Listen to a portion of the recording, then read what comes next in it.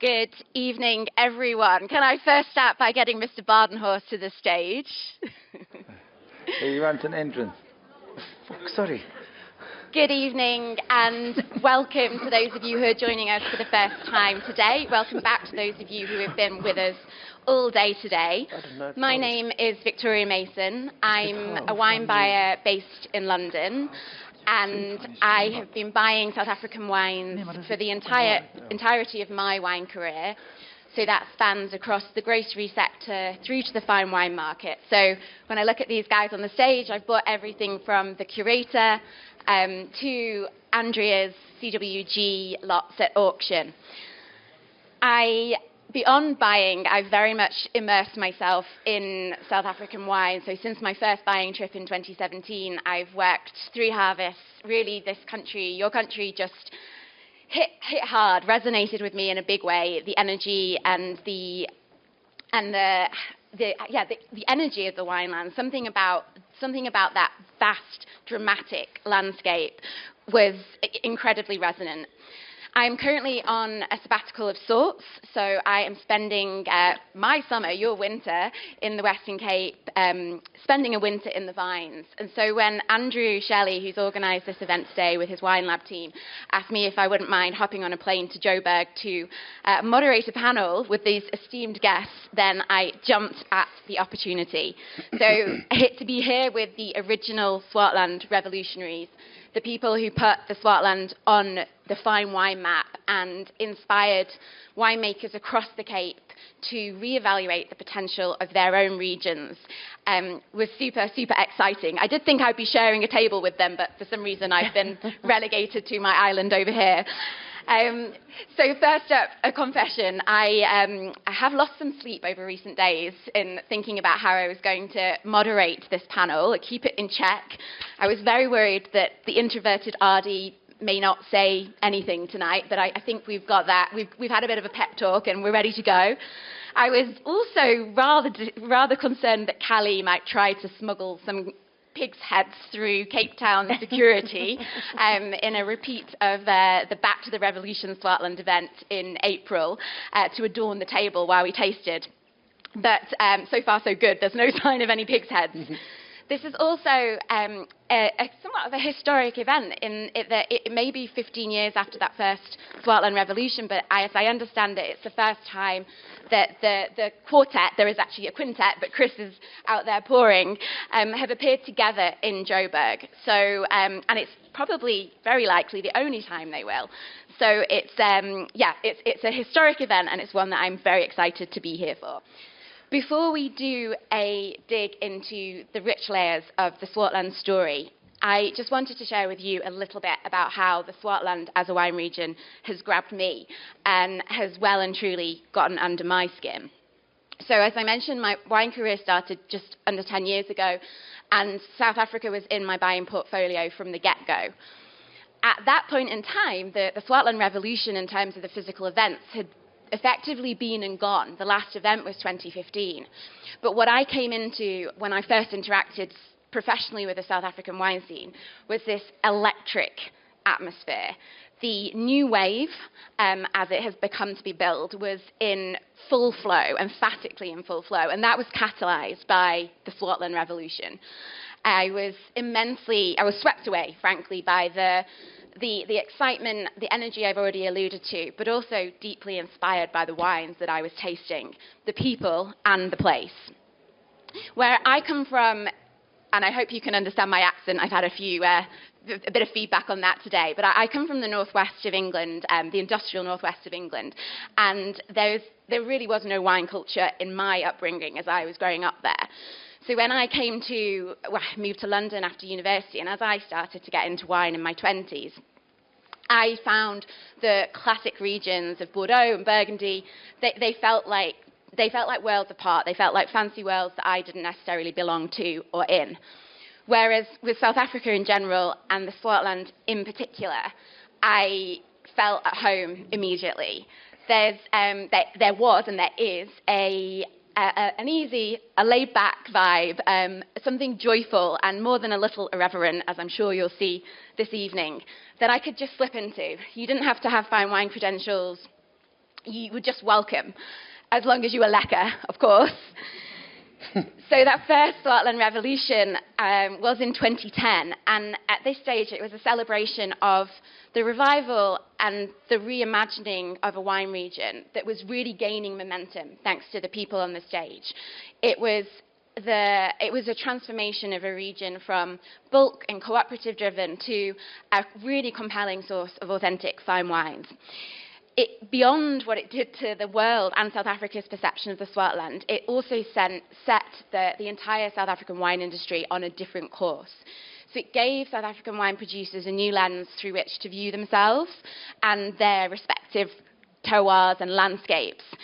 A few weeks ago, a traditional estate producer in Stellenbosch said to me that what the Swartland Revolution had taught them was to focus on what they were good at, to really drill into what belonged in their place, rather to try to be all things to all people.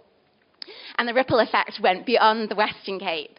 So that as far as Prieska in the Northern Cape, for example, last week I was with the Coetzee, Bertie Coetzee of Luverland, a mixed farm which does have some vines, and he told me that he didn't believe his father would have had the boldness to make his own wines if it wasn't for what the Swartland guys did.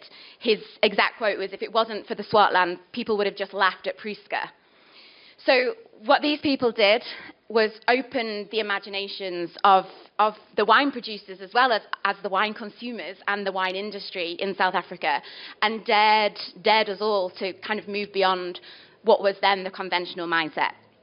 So, to get into what we're actually going to do today, we have got 7 wines. We're going to pour the reds, obviously, when we finish tasting the whites, and we're going to try to use these 7 wines to map the story of the Swartland, looking at the geography and the geology, the beauty of multi-varietal and multi-vineyard blends, as well as the uniqueness of single sites. We're going to drill a little bit into the farming approach, which has really been at the heart of this movement, a farming approach which puts an emphasis on soil health and resilience and future, I guess, the future of the land, the stewardship of the land. And we are also going to talk about the spirit of this place and try to bring some of that to you. It's going to be wildly delicious and hopefully wildly insightful as well.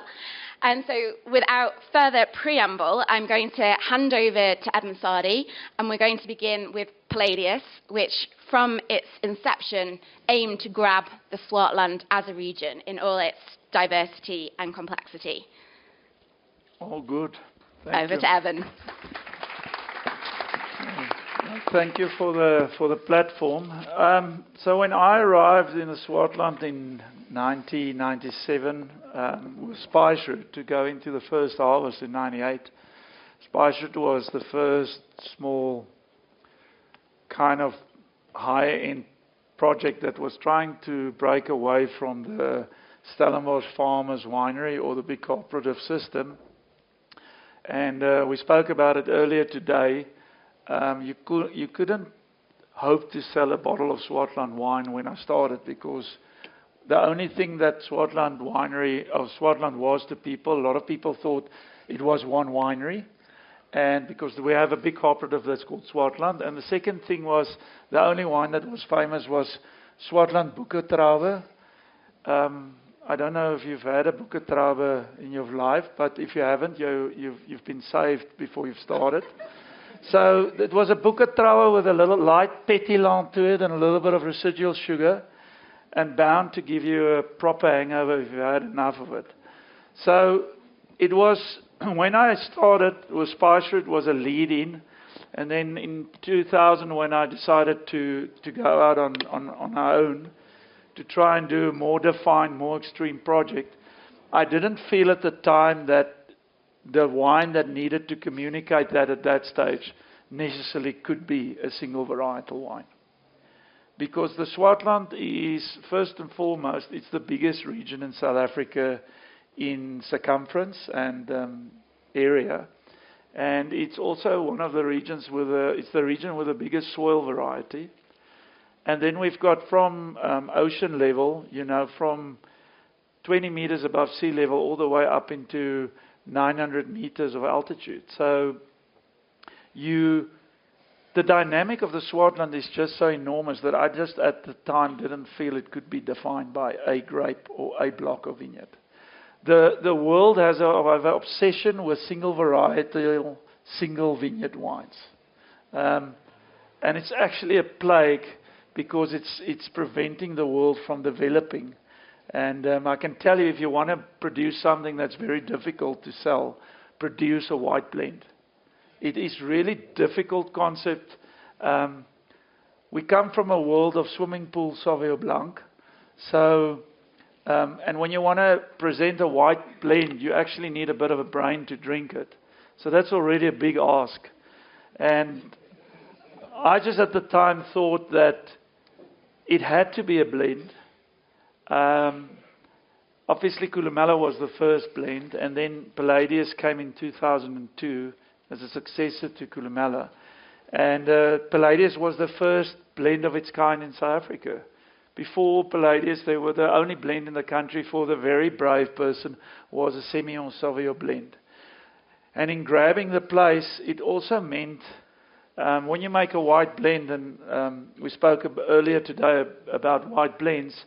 When you've got a white blend, it means when you enter a region at a young stage, obviously as you live in a region, you're going to grow to better understanding, you're going to grow to more experimentation, you're going to delve a little bit deeper every year into what the area is about.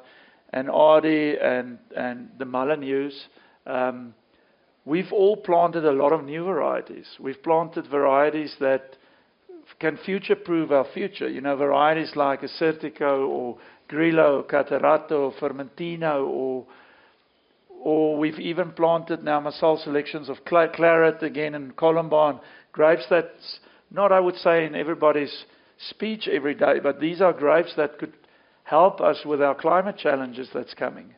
But if you have 100% Chenin from the gateway, you're actually limited in terms of your future development. And that's why there was only one consideration from the outset. And the idea of producing Palladius is if you want to bring a new region forward, for me at the time it had to be a blend. It had to be from the significant soils. We've got a lot of soil types, but there's essentially 6 very big disciplines in the Swartland. So it had to be all those soils, and it had to be from the older varieties. So, you know, and the Palladius have been developing. This 2023 is actually 14 different varieties. And when you say to somebody there's 14 grapes in your wine, they often think it's a product of schizophrenia or something. But there's design to it, and it's actually a way to get really very complex wine. And you can even do it. And when you've planted young vineyards, new vineyards, there's also space for them to start living in, growing in, because everything can't also always be old vines. Because, like, you know, our old age home works when there's no new people arriving, right? So, you know, you need replacement, otherwise it becomes a very morbid system. So, yeah, the 23 Palladius, but what the wine's evolved with over time is there has to be evolution in the wine. And where Palladius 2 decades ago was in barrels with, say, 20% new wood, today it's only in concrete and clay amphoras. And we've moved away from wood because we felt that wood was like a veil that was standing in the way of the wines. You've got areas in the world where you can have wood in wine, but the Swartland is one area, especially on our white wines. Our white wines are not, luckily, fond of wood.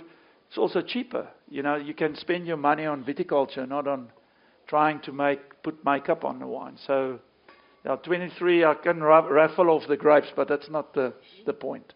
Yeah. Perhaps, I did mean to say, by the way, do taste whenever you would like. Don't wait for us to finish talking.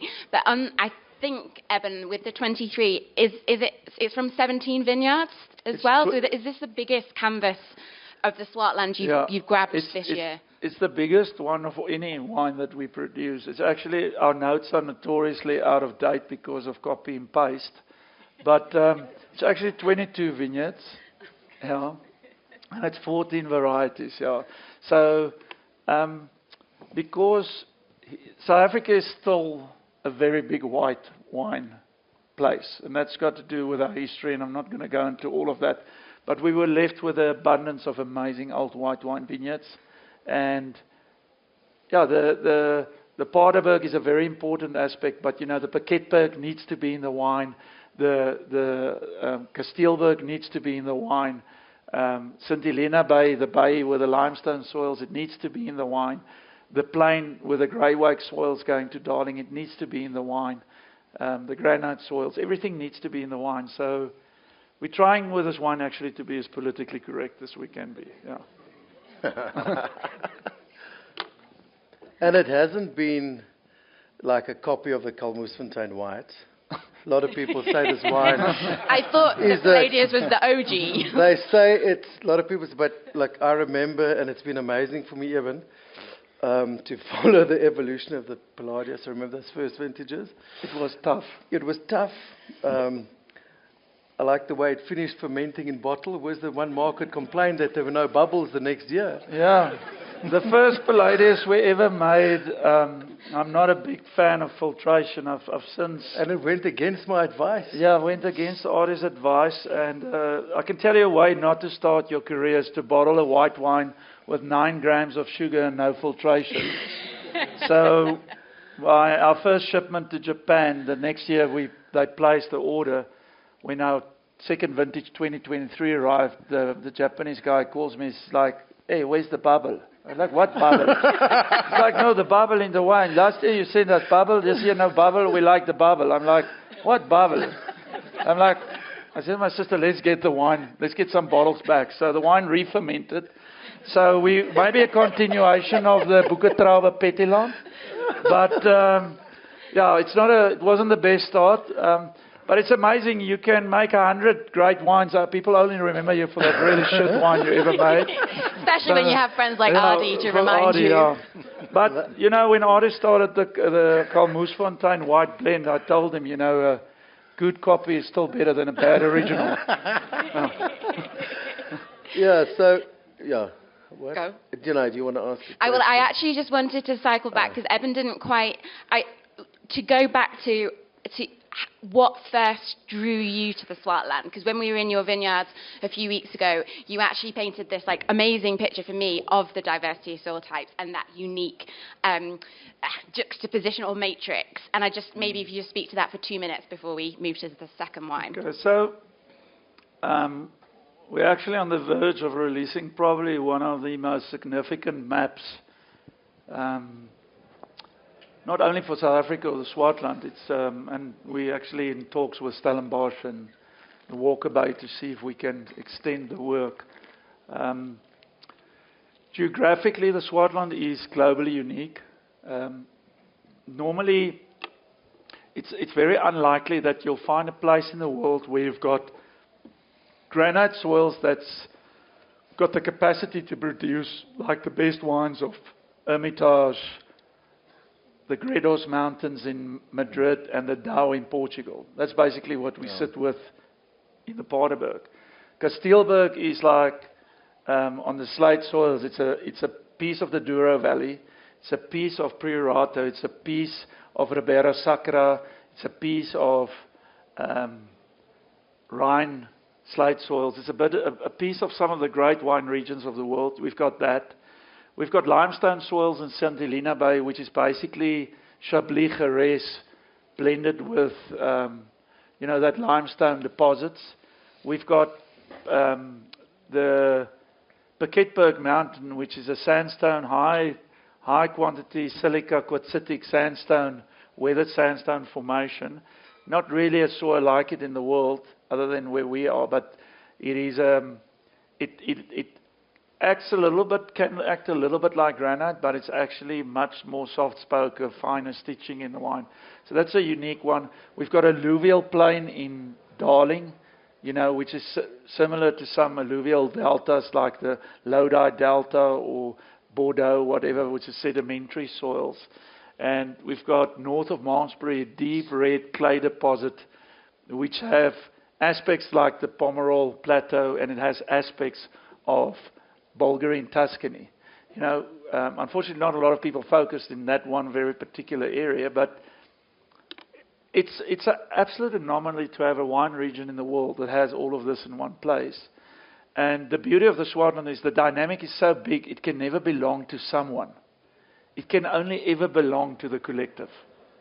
And that's the power of the Swartland. Yeah. Perfect, thank you. When you had... Yeah. I was sort of actually blown away when you explained that to me in the vineyards recently, because no one had ever actually put it in that way to me, to think of that, all of the great wine regions, more or less, of Europe represented in the Swartland. So, awesome. Some way or form, yeah. So we're going to move on to the second wine, which is Ardy's wine, the Kalmersfontein White. So kind of moving from that canvas of the whole of the Swartland with Palladius to the expression of a farm. Ardy was particularly keen that I got the word phenomenon into this, because I asked him that if he would speak to the Chenin Blanc based white blend phenomenon, and he said, "Oh, is it a phenomenon?" But as you talk about Kalmersfontein, we have touched on it. For those of you who were here earlier today, we did talk a little bit about the Chenin Blanc-based white blend, but for many of you who weren't in the room, I think it would be great to get back into that, because this is such a unique expression to South Africa, basically. Must I say something? Say something, please. I told you he was shy. No. So Kalmersfontein and where we are farming now, there's Kalmersfontein, Jakkalsfontein is it's all on granite soils. And when we started out, when we bought Kalmersfontein in 2008, I'd met Eben in '99 when I was working in Darling, and it was my first job I got. I was pulling pints at a place called Banbury in England, at a place called the White Swan. And a guy called Peter Pence phoned me. Peter Pence at a farm called Grote Post. He's a giant of a man, but he doesn't speak. Phone rang, and he said, "Ardy." I said, "Yes." He says, "It's Peter here." Said, "Peter Pence." And there was a minute silence. And he said, "We need you to come to the Swartland. We're starting a winery." And when I left, did the harvest in France and Bordeaux. Bordeaux is very nice, you know. Very nice. It's cultural. There's very fancy wines, nice people. But I don't know how you are. When you return home and you fly over Cape Town and you fly over Table Mountain, there's always like a little tear that you feel. I know maybe those of you that land in Johannesburg, it's one of those cities that you can smell the high-felt dust. It's fucking different from anywhere else in the world, you know. And I arrived back in Cape Town, and I told my mother, "Listen, I've got a job there in here, Darling." You know, she almost burst into tears, you know. Drove up that West Coast road, and I said to my dad, "What are they farming?" He says, "Yeah, mainly tortoises and small bushes." But Uncle Peter has planted some vineyards there. And that's how I landed in the Swartland, and made a deep impression on me. I worked in Stellenbosch after that, but then came back to this piece of land called Kalmersfontein. And when we started producing this wine in 2008, the idea was to represent a place. Just a place, just a farm, one farm. And, you know, the difficulty is how do you do that best with limited cash flow? You know, luckily my wife's father was a Springbok rugby player, so I could borrow a lot of tractors and implements from the farmers next door, and we could sort of get going like that. But how do you make something that's completely authentic? Because we talk about terroir, we talk about these amazing soils and this tapestry that we work with. But at the end of the day, how do you put that into this glass in front of you? You know, and you know, for us, it made sense to look at, like, what is the perfect expression of a place. And that is, as we all know, is honey. During a certain short flowering period, the honey of that flowering is the perfect expression of that place, of the fynbos, of the canola that's there for that time, the cedars, whatever's in flower. That is the perfect expression. Thousands of bees flying over millions of flowers, and bringing that back. And this is our very weak attempt at being like bees. Foraging, and there's only 17 vineyards there, but it's, I don't know, 12 or 13, but there's quite a few spelling mistakes on most of the varietals every year. But, so this was picking these vineyards, but what makes this wine a little bit different to Eben's Palladius and other blends is that these grapes are picked at the same time. No, we don't. We used to in the past, we'd pick, first couple of years, we'd pick the grapes separately and fill a barrel here and a barrel there, and then in November or December, we'd come and taste and we say, oh, amazing. Oh, this is, oh, so great. And taste something and say, oh, geez, this is a bit dodge. And then we'd like kick that barrel aside and it would roll and it would land in the back corner of the winery in the dark there, and we'd make up a blend that we tasted on the 15th of November or the 2nd of December that we thought was what the wine should be. But then you know what it's like, you know, you bottle that wine and then you find that barrel in the back of the cellar and you think, yeah, what is this thing? Oh, a little bit of Columbar. Taste that thing and it's incredible. You know, the wine is really perfect.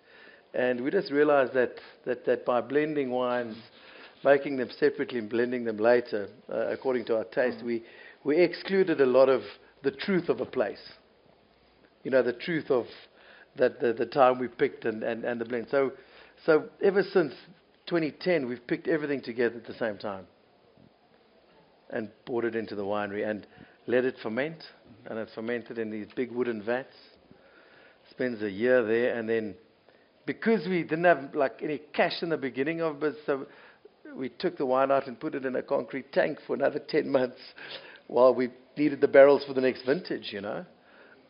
So that has become how we prepare this wine. And it's an amazing blend of these 12, 13 different varietals. And it's full of imperfections, completely. But it perfectly expresses Kalmoesfontein. There's only wine that can do it. And it's completely authentic, you know, there's nothing, the only decision we make is when to pick.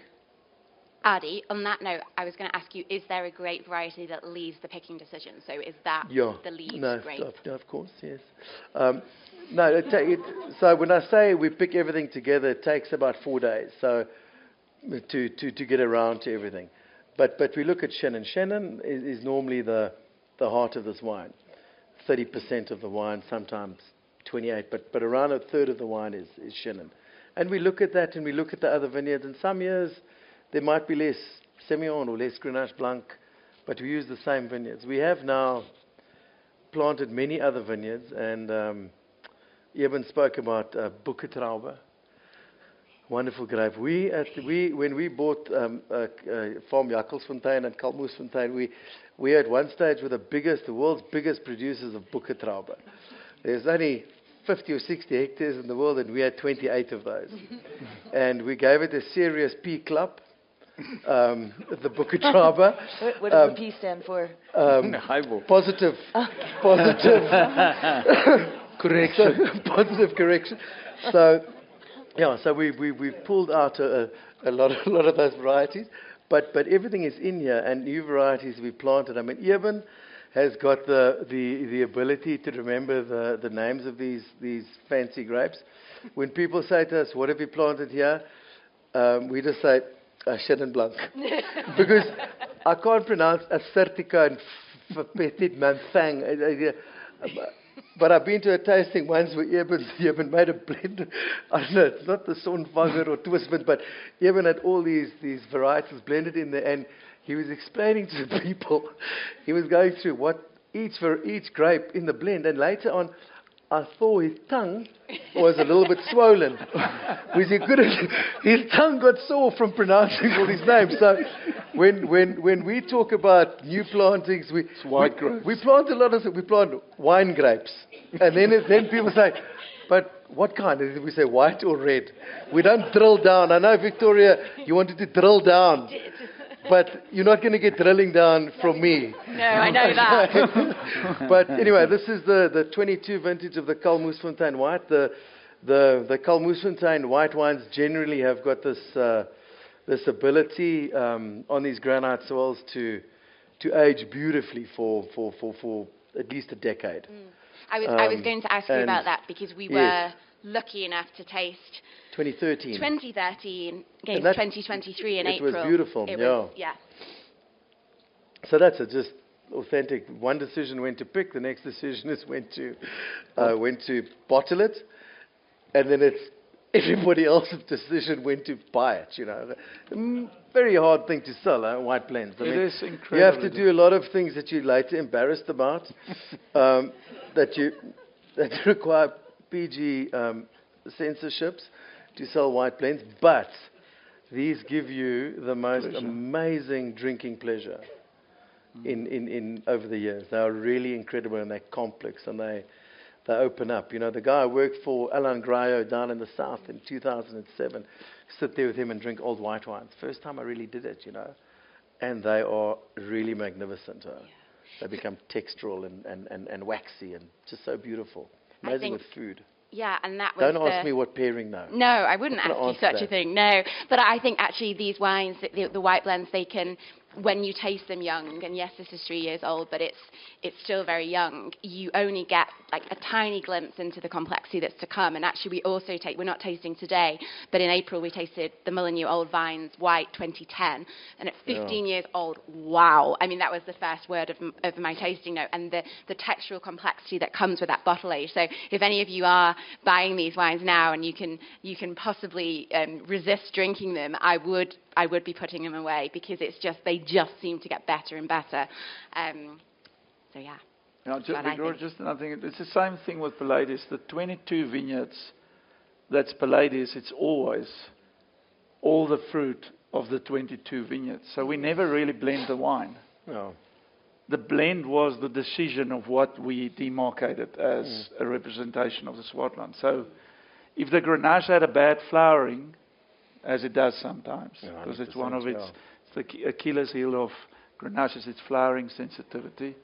But if there's like a little bit less Grenache, or there was wind damage in the Grillo or whatever, it means there's a little bit less that year in the final wine, but that's also corresponding with the reality of that vintage. Because the moment you start manufacturing, I want to use this word, manufacturing wines on tables, they're not part of this place anymore. They're part of a perceived ideology of your mind. It's very difficult to take the human thing out.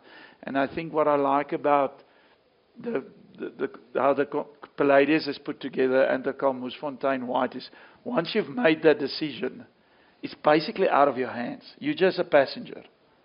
Yeah. Super. Thank you so much. We are going to move on to the third wine, because as much as Callie is enjoying the fact that he doesn't have to speak and we might run out of time to get to Porcelainberg, we do want to get to Porcelainberg. So having really focused on the importance of white blends as being part of the Swartland identity, we're now actually going to hone in on Chenin Blanc, which has really become this absolutely exciting calling card of the Swartland. And earlier today we were discussing the fact that there really is nowhere else in the world that is making the kind of transparent, exciting wines that we're seeing from the Swartland, not even the Loire and its homeland. So Andrea is going to take us to a single site Chenin, having us looked at the full Appalachian Swartland, down to a farm, down to her granite Chenin. So over to you, Andrea. Yeah, thank you.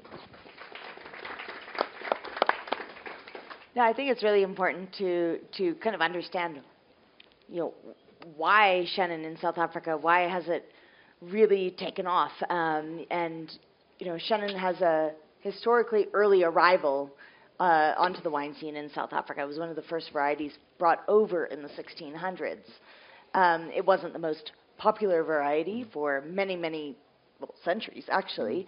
It wasn't until the mid-1900s that it actually became popular. But why is that time, the 350 whatnot years, that it was in the country for important? It was through because the farmers would take the strongest vines and the cuttings from those vines and replant them. So a process called mussel selection. And through that 300-year process of propagating the strongest vines from each vintage, it created a new genetic identity for Chenin Blanc in South Africa, one that was adapted to our climate and to our soils, and for many years actually suited the production needs of South Africa. So one of the reasons why there's so much old vine Chenin in South Africa is in the 1950s, 60s, and 70s, there was this massive brand called Lieberstein that was the biggest wine brand by volume in the world. It was an off-dry Chenin-based white blend. So it really led the planting requirements of the farmers. But as brands like that sort of finished in popularity, a lot of the farmers, they couldn't afford to rip them out and plant new things. And so a lot of the old vine Chenin in South Africa is there because of the requirements of the 1950s, 60s, 70s. But then what we realized is how incredibly expressive those vines have become. And Chenin now is just an absolute chameleon of terroir. It showcases its site. It showcases the full aspects of terroir, altitude, the climate that's coming through. So even though I'm going to be talking about Chenin Blanc planted on granite soils in the Swartland, if you're on granite soils in other regions where there might be different climatic variations, it's going to taste very different. It's going to really showcase that site. So the wine that's in front of you is our granite Chenin Blanc. And my husband and I decided to start the single terroir series, as we refer to it, because all other things being given equal in terroir in the Swartland, like we're talking about very similar altitudes, we don't have a lot of precipitation variance through single altitudes in the Swartland, which is quite unique, I think, internationally, because what happens is with rain shadow effects as weather is coming in, as you're gaining in altitude on the dominant weather side, you're going to have the most amount of precipitation. And then on the opposite side of a slope, you're going to have a reduced amount of precipitation. But most of the slopes that we're growing on are actually on the positive weather side, because on the opposite side of that, we're not going to be able to grow vines. You're not going to have enough precipitation.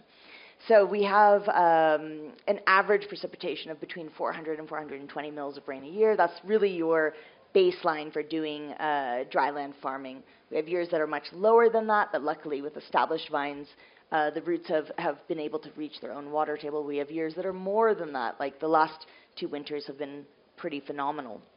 And so vines will always express the vintages, but in the Swartland I always talk about vintage variation as different ways of harnessing the sunshine. We don't tend to have washout vintages or lots of hail or things where we lose an incredible amount of fruit, except for when it comes to harnessing the different amounts of sunshine. So now we're breaking down to then what is the difference in our terroirs.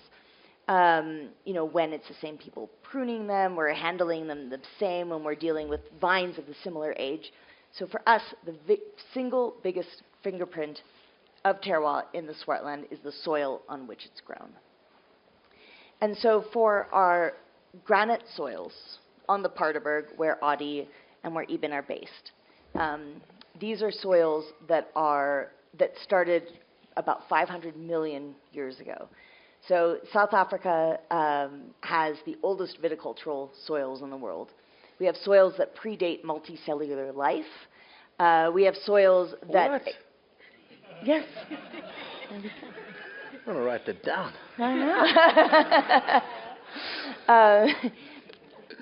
That is amazing. That gives such an incredible character to the soil. So we're naturally devoid of carbon, and other organic materials. But to give an example of soils that are 500 million years old, to give a context in the world of viticulture, the youngest soils in the world will be coming off of volcanoes right now, essentially. So Mount Etna in Sicily, we were there this time last year, and when you think of volcanic soils, they tend to be quite young soils, or limestone soils are also very young soils. If you can see fossils in the soil, those are young soils. So the top of the Himalayas still has fossils on it, from tectonic action pushing up.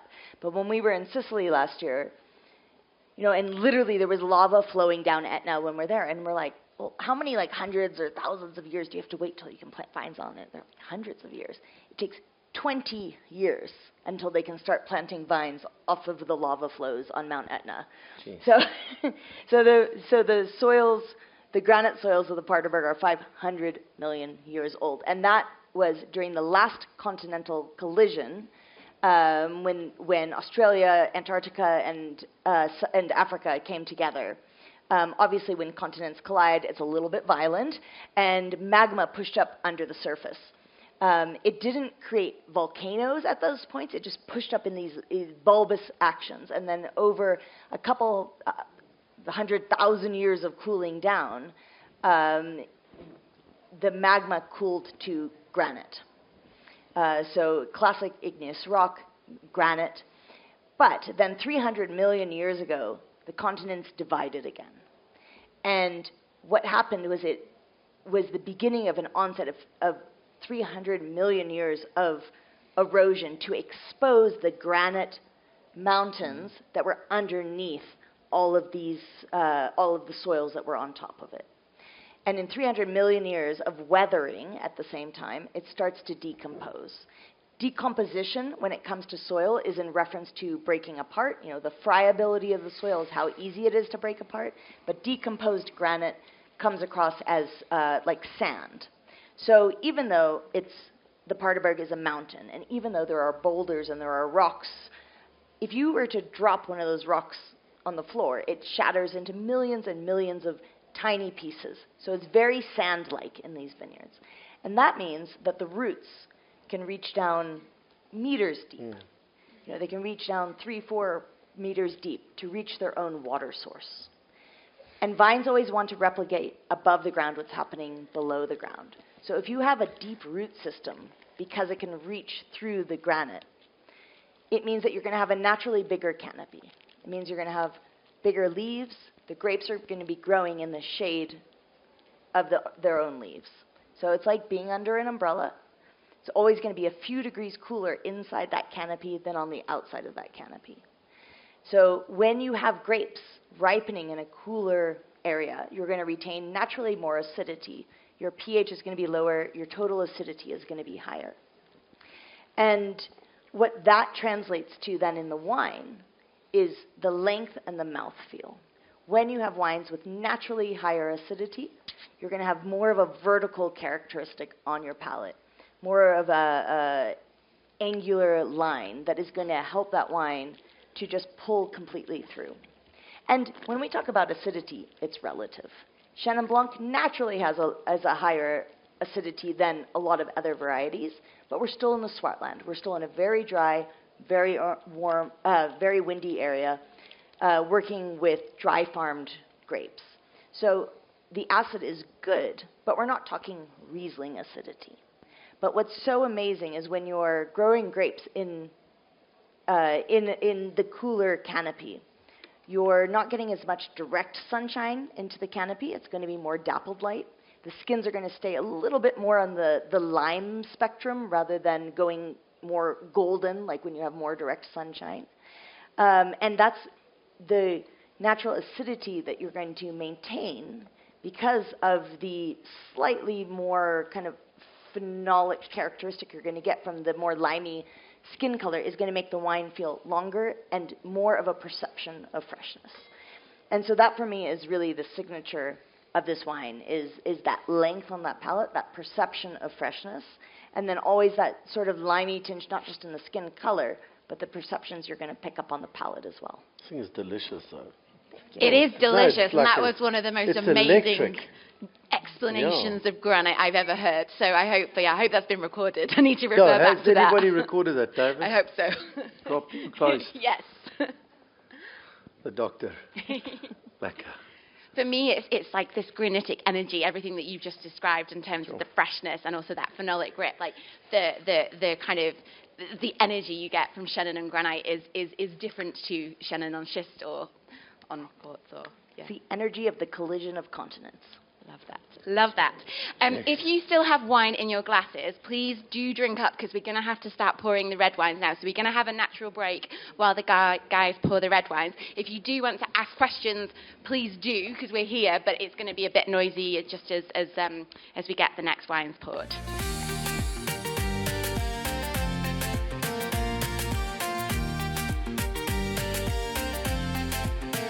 Okay, so we are going to kick off with the red wine flight. We are going to be starting with Ardi, and we've called this section of the tasting Creating Connections. I'm somewhat tenuously linking Ardi's artful blending of many red grape varieties, bringing together of these different grape varieties with what the Swartland revolutionaries have done in terms of bringing together people. So what I want Ardi to speak to, and I'm sure he has prepared for this, is actually a little bit about that Swartland spirit, which you've heard us talk about throughout the day, which I've said has kind of grabbed me. It's difficult to recreate when you're not there, but Ardi and Kalmusfontein has become a real hub within the Swartland. And I would like Ardi to tell us more about that and about the connection as well to the land that you, was guys that feel. Like one question? Yeah, Was it 17 like a lot questions? of questions. It's a kibbutz. Oh, man. Yeah, so he did get a brief, by the way. I couldn't open it on my computer. Yeah, look, so our farm, Kalmusfontein, it's AA Bardenau's family wines, and it is pretty much family. It's my wife and I started out there, and Jasper Wickens inside here. Jasper was one of the first guys that worked with us, and then my wife's cousin joined, and then my father still works with us, and then my mother is living in the farm next door, my brother and his wife, and then like both brother-in-laws. It's like a kibbutz, but everybody wants to get paid. You know, nobody's working for a bit of clothes and a place to sleep.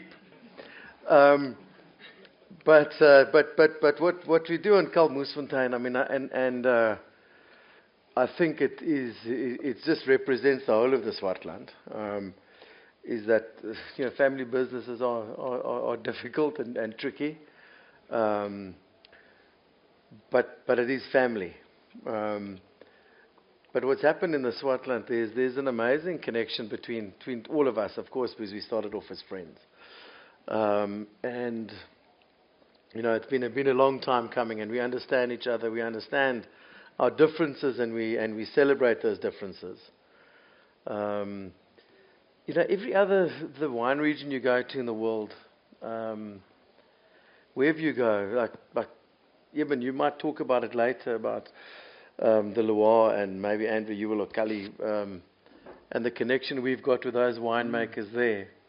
Vincent and Damien, Benjamin, and those guys. And when we go there, and they just said, look, how do you guys do it? What is this connection and this spirit in the Swartland? How does it happen? And I don't want to say to them, listen, you guys are European, and the society's old and decrepit, and it's fucked. And here in South Africa, we've got this amazing spirit and this energy and this positive outlook on life. That I don't know how we got to it, but it's there, and particularly in the Swartland, and it's taken like-minded people as well to get together in the area to encourage this. I mean, we know our neighbours, we know the names of their dogs, the names of their children, and it's that kind of. And Victoria, you pick on that when you walk up there, when you arrive at, say for example, Kalmusfontein, you come for a pizza night.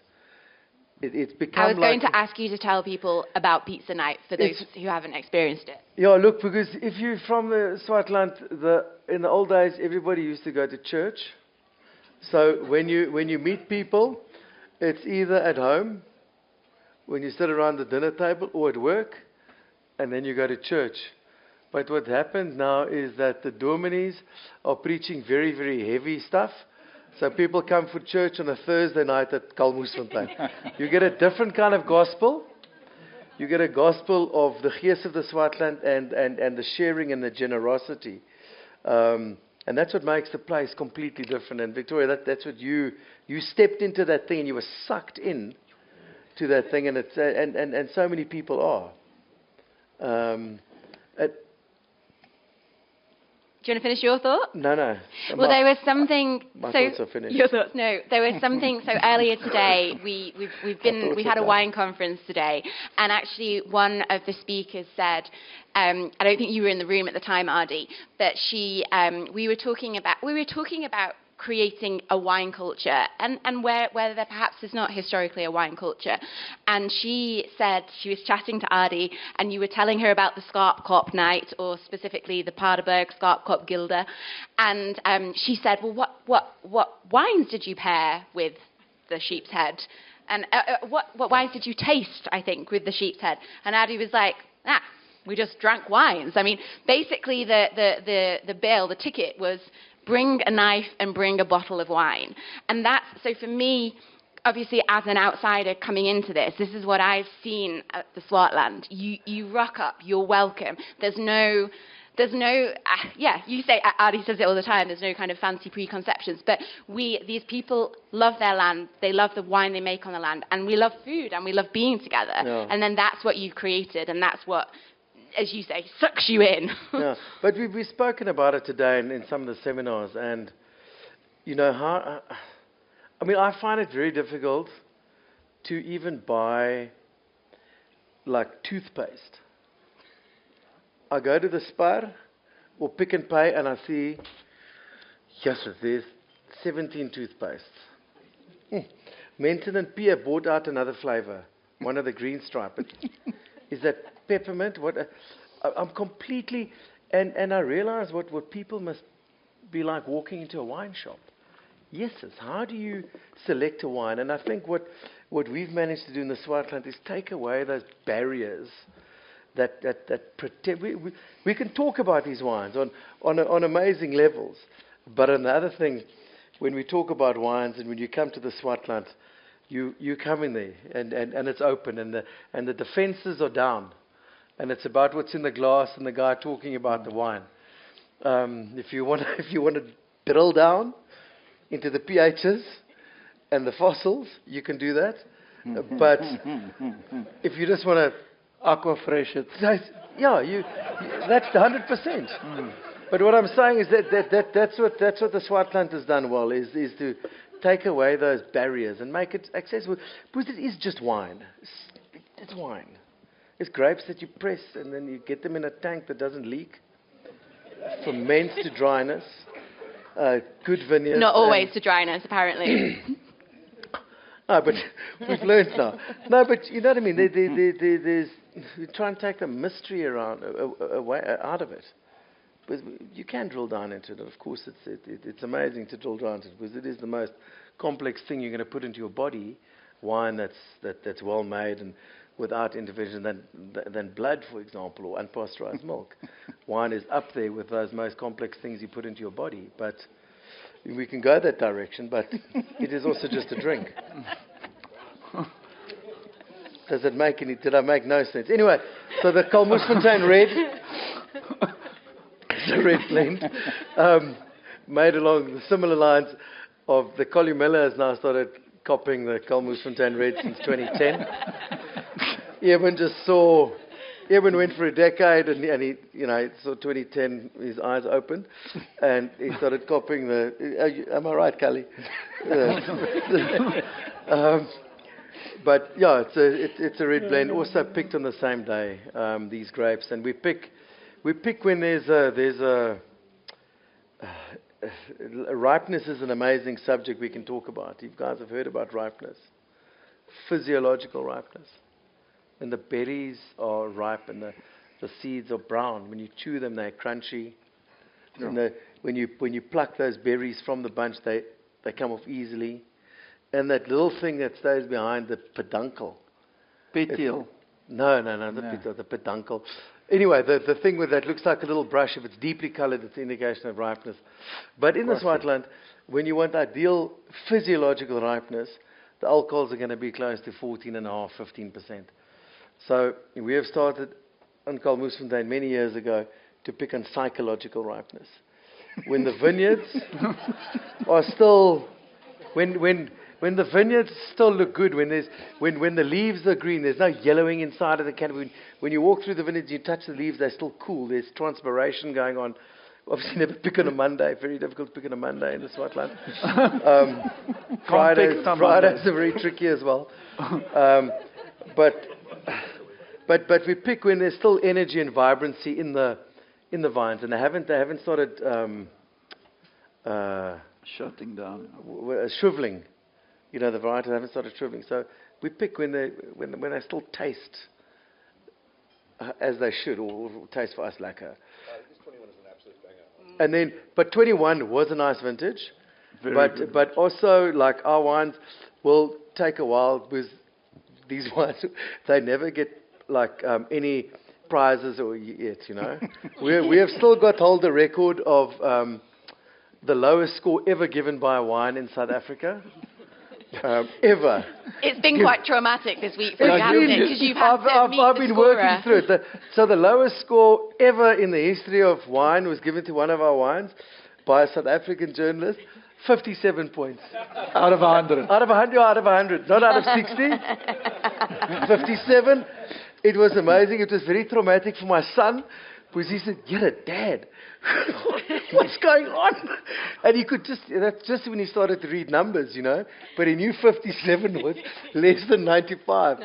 My son is not an academic giant, but he knew that from the start. But yeah, the 21 is a really, really nice vintage, and I think it's going to age beautifully for the next 2 decades. Yeah. Because these wines are left on skins for a long time, whole bunches, so there's stable tannin. So the tannin is not there from casks or anything else. It's a seed tannin and stalk tannin, so they're really stable.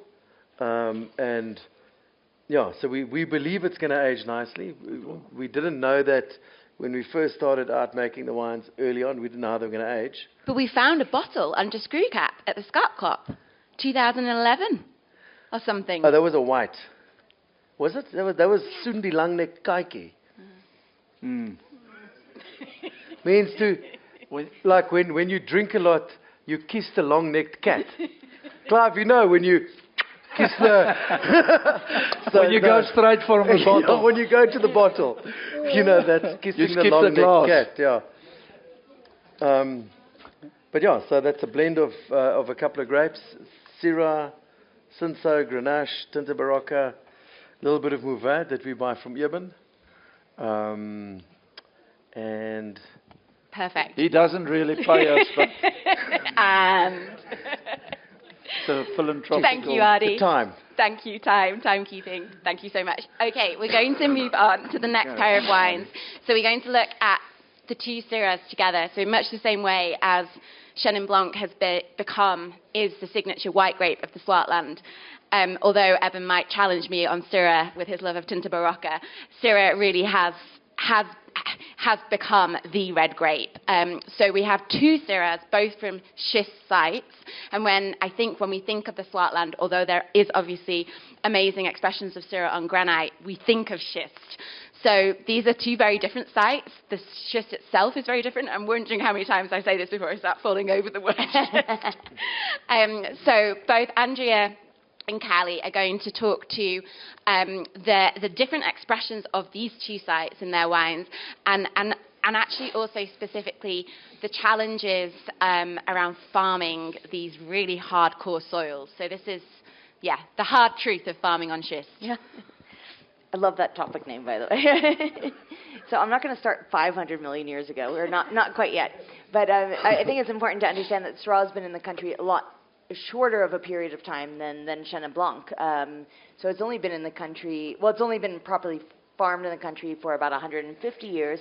But by properly farmed, I mean actually choosing to plant it. Before, it was just kind of used as cuttings that would actually eventually go on to Australia and be some of Australia's oldest Shiraz vines. It hurts to say Shiraz because we say Syrah. But some of the oldest vines in Australia actually came through South Africa. And the first varietal Syrah wine was only in the Shiraz wine was in the 1950s, and only in 1994 was the first time you actually saw Syrah on a label in South Africa.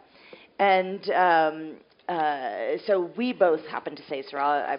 I'm sure when Callie chats, he can talk about why we call it Syrah. But I think what's important is to talk about schist right now. So schist is a metamorphic rock, and it was a combination of sedimentary soils and volcanic mud, essentially, that over millions of years of pressure and heat formed into the schist that we have today. And these are going to be two different expressions of schist. Schist is not just a single soil type, it's actually a category. So the first wine, the Mullineux schist, is actually on brown schist, and Kelly will tell you about the schist that he's farming on as well. But schist soils are very rocky, they're very shallow. There is a clay content, so that does hold water beautifully, but everything we do around our farming is about helping these very rocky soils retain a little bit more water.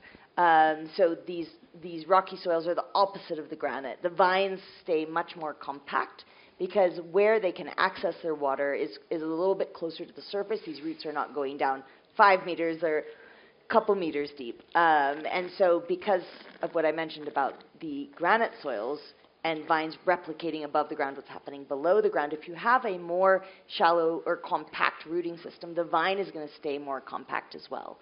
And that also means smaller leaves, smaller clusters, smaller grapes. And when you have smaller leaves, you're going to naturally let more sunshine in through that canopy. And light doesn't only darken the skins, it also thickens the skins. So when we have Syrah grown on Syrah soils, we're going to have Syrah grown on granite soils, we're going to have naturally larger grapes with slightly thinner skins. On the schist soils, our grapes are more than 30% smaller. So everything is just more compact, which translates to a more compact wine as well. More structure, kind of more broad characteristics on the palate. So with these wines, I love using stems in the fermentation as an additional expression of the soil on which it's grown. And that's because the grapes are attached to the stems are attached to the vine to the roots, and the roots digging down into that soil. Yeah. Lekker. And sorry, just to say, although your tasting sheet says this is the 2021, it's actually the 22 vintage. Yeah, So just a little correction. Yeah. I knew you would have tasted that for sure. Mm.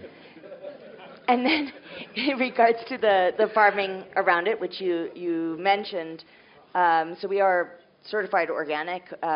This month we'll receive our regenerative organic certification. And regenerative organics is not just about what you're spraying or what you're not spraying, but it's about quantifiable measures of how you are increasing carbon in the soil, how you're conserving soil. We talk a lot about water conservation in the world. Not enough talk is happening around soil conservation. So 30% of the world's topsoil has eroded away since World War II internationally, and a lot of that is from poor farming practices, about over farming, wind erosion, water erosion. So the way a lot of us farm in the Swartland is about making sure we've got cover crops and mulches to protect the soil in the winter.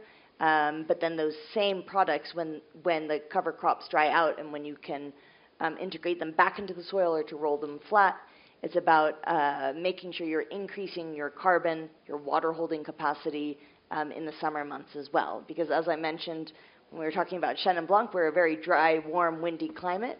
Most of us are dryland farming, and water conservation and soil conservation are the two most important things for when we're talking about a sustainable future. Thank you, Andrea. Callie, it's your golden moment. You've been on the station 90 minutes and you've not said a word. We cannot wait. Is he still awake? No, there he is. I'm learning a lot. I think I must just keep on learning. I think the regenerative way of farming, for me, is very dear. I did all of us did some harvest overseas, and you always want to try and work at these really fancy wineries, and because it looks good on your CV. Can you still hear me? Hopefully not. Anyway, so we all try and work at these very fancy wineries because it looks really cool on your CV. And I learned the most at the carcass places, because sometimes it's good to learn what not to do. You know, when you go and work at these really cool places, you just stand there and you do one thing, because you're not going to really also even have an input. You dare to mop the floor or clean the tank, or every now and again drink a beer with the boss man or something like that. But one of the coolest moments in my life was working for a guy called Gerard Gobi, and he's into biodynamics and organics and all of that. And yeah, just the way that he approached these farming sort of ignited a thing in my brain where it's all about the soil. You know, we're carrying on about plants, about all these varieties that make your tongue swell up. I don't want fuck all to do with those tongue swelling varieties. For me, it's about the soil. So if we leave anything behind, we can't leave vines behind. We have to leave good soils behind. And the only way to do that is to keep the soils covered. You know, a lot of the commercial farms, a lot of the farming globally, it's clean farming, it's neat farming. It's you know, they make us scared that the global food production will be under pressure if we convert to more regenerative organic ways, because there's weeds and the food is ugly and all kinds of, you know, insurance kind of policy people. And the reality is, if we start to activate our soils and get them living again, because the life in the soil is about the dirt, not the dirt, the physical soil, it's about the stuff on top, because this is the food. And that's the thing that people don't understand, you know. You have these beautiful vineyards where there's fuck all else except the vine, and it looks pretty, but I don't think those wines will be less complex than something where there's actually something going on, you know, beneath the vine. We all rush to the chemist to go and buy some Panado, but maybe just drink less, you know. So I think that's the way we should approach the farming. You know, let's look at the soil instead of rushing to the chemical guys. The chemical guys is buying a new bucky every year. I'm still in the same old cuck bucky from 20 years ago, you know. So let's work with the soil and stop looking at the plants, because the plant is only an indicator of what it's growing in. And yeah, as far as wine goes, I don't know, fuck all. I just, you know, put grapes in tanks and bottle it, and yeah. Can you tell us a little bit about the blue schist, because this is quite specific to Porcelainberg? That's there where my house is.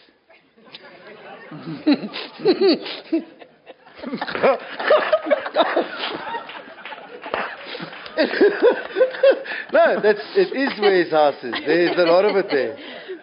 There's a lot of it there. It's actually... It's yeah, exactly. I think, it's around his house. They waste one extra S in schist. It should have just been shit, because it's not conducive to. You don't feel like a farmer in the soil. You feel like a failure most of the time, because things don't grow. And I mean, a vine is a weed. You know, the article Shiraz is a weed. I think it's a weed as well. It's actually quite a cuck weed. But sorry, say that again about schist. It's got too many S's. Yeah. It should have just been shit. Shit, yeah.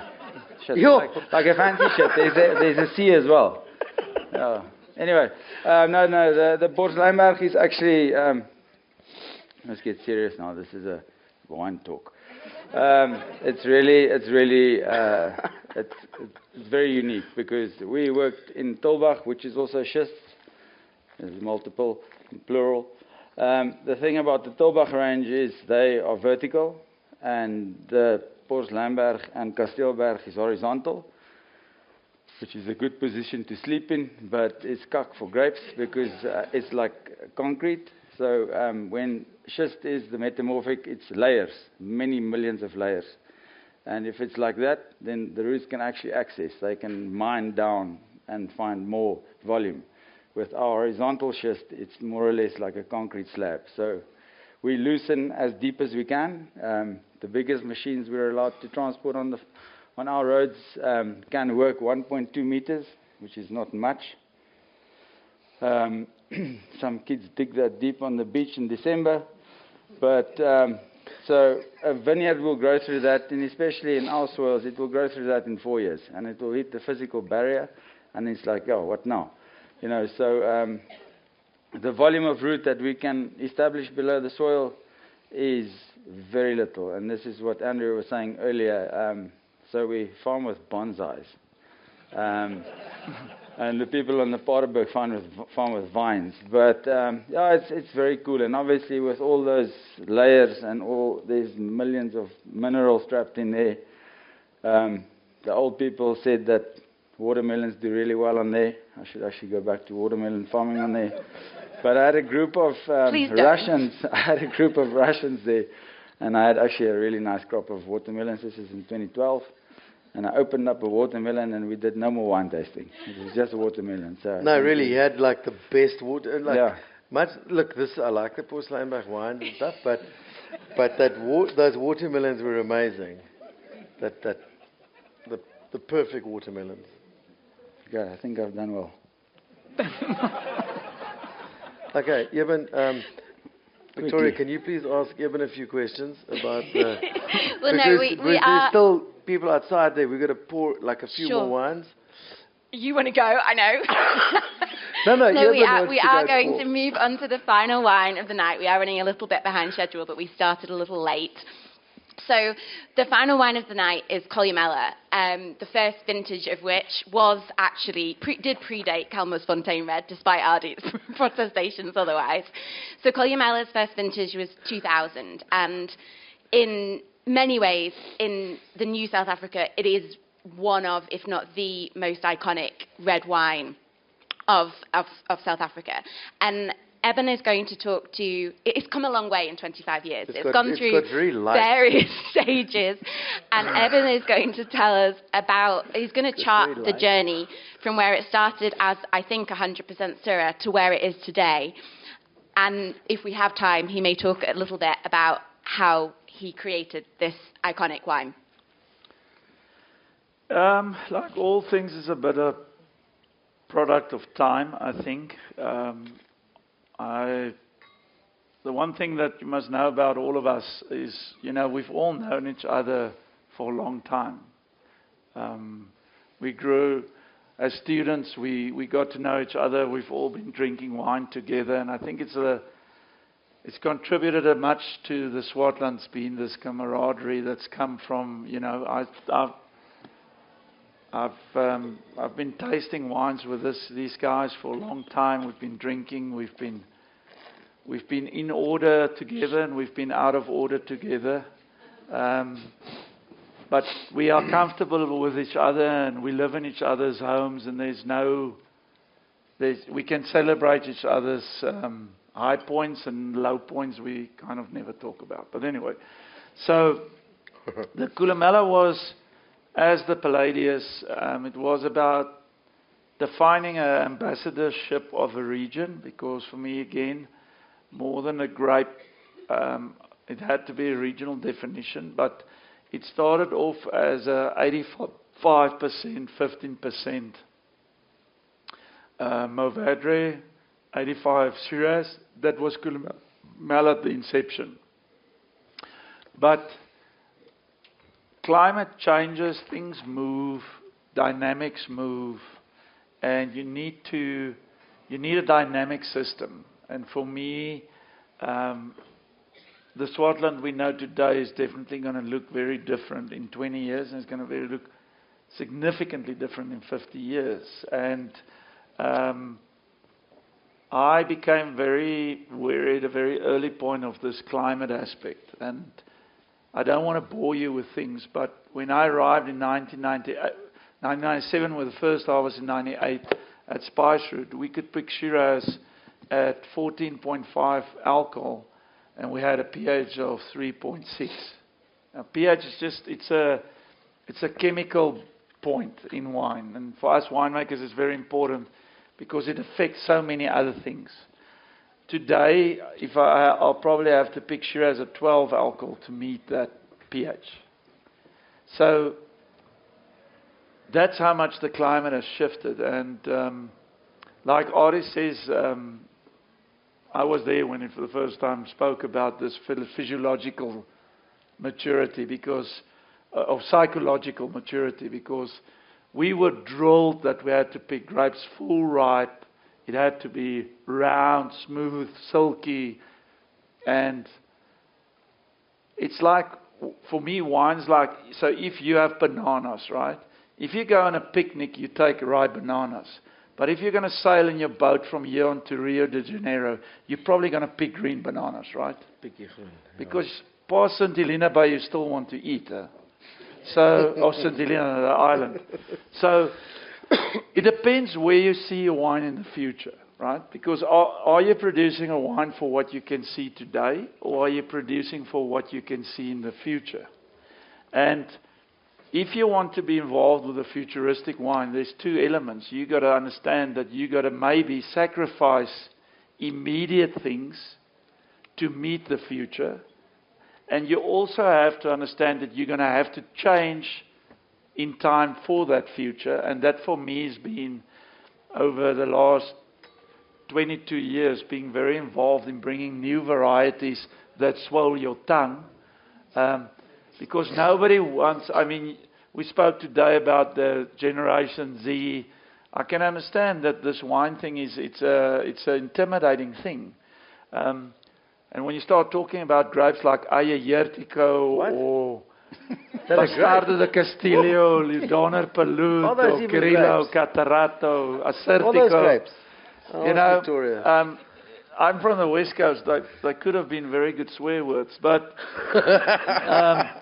you know, it's difficult. It's difficult dynamics, but these grapes have proven themselves in terms of adaptability to the climate. And I don't want to bore you with technicalities of how vines actually, as the plants operate and the biology of the plant, but you just have vines that's just remember this, that isohydric vines are just vines that they're better adapted to regions with hydric stress, which the Swartland is a place, and with heat dynamics. So the Coolamella wine have to evolve, and today it's 7 varieties, but I can tell you in time Coolamella is going to have probably 13 varieties, because we got to move on.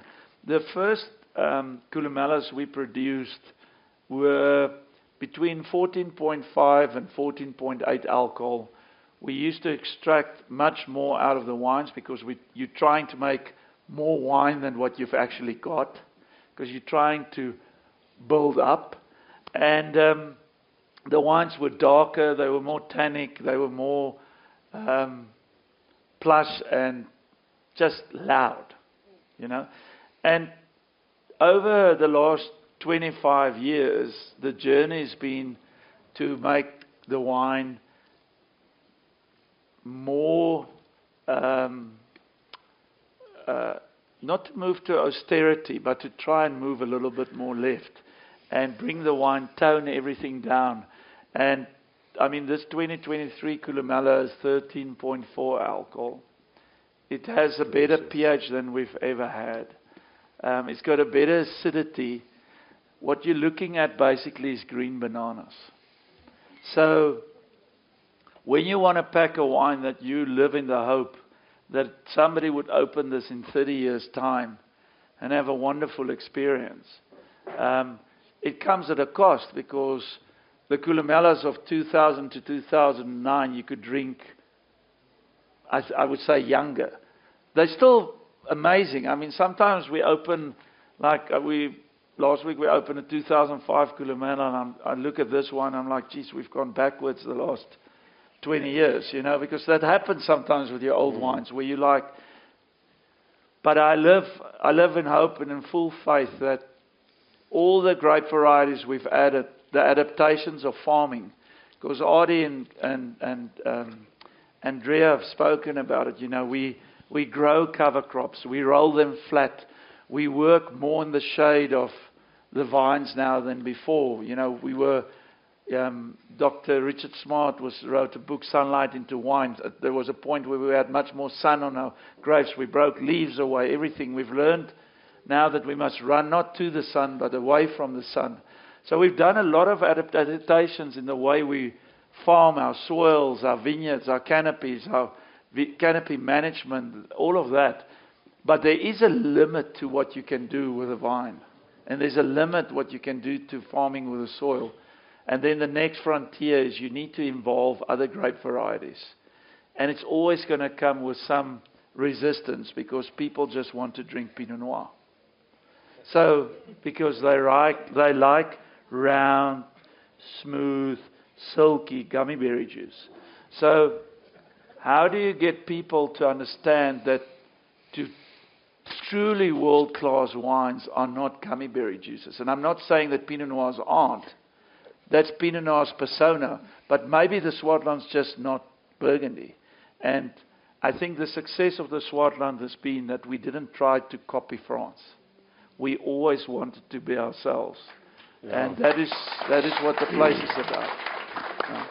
That is a beautiful place to end because I can see that I do need to wrap up now. We're 7:45. Thank you so much to all of you. I think I can't end better than that, but just by means of summing up, what these guys have done in the space of a quarter of a century is quite incredible. The Swartland had no global identity 25 years ago. It certainly had no reputation as a quality wine, for producing quality wine. And it is now, without a doubt, and I say this, living in a city which has access to the greatest wines of the world, in London, very lucky, it is without a doubt one of the most exciting fine wine regions.